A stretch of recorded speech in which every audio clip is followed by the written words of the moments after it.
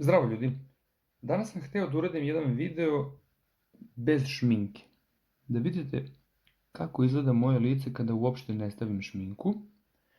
Možda ste ga do sada videli, pošto ja inače nikada ne koristim šminku. Daću vam spisak stvari koje ja ne koristim i onda ako vam se nešto od toga učini ok, možete i vi to da počnete da ne koristite.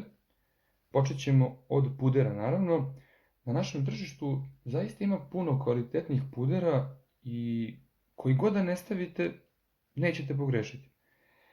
Karmin. Karmin, kao što vidite, nisam stavio, ne koristim ga nikada. Obično ne koristim ovaj karmin, ako vidite.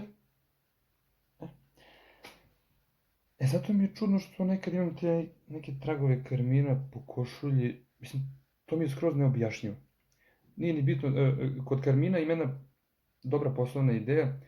Niko u Beogradu ne prodaje muški crveni karmin. Pazi, imate ženski, ali nemate muški. Eto, možda neko od vas može to da počne da radi. Zatim, nokti. Ja nokte nisam nalakirao, inače ih nikada ne lakiram, ali sada ih namerno nisam nalakirao, čisto da vidite kako mi lice izgleda kada mi nokti nisu nalakirani. I za skidanje šminke ja tu ne koristim apsolutno ništa, jednostavno malo mi je glupo da skidam nešto što nisam ni stavljao. Tako da eto, to je par nekih savjeta za muškarce koji se šminkaju, da vide da postoji alternativa i ta alternativa izgleda ovako nekako. Hvala.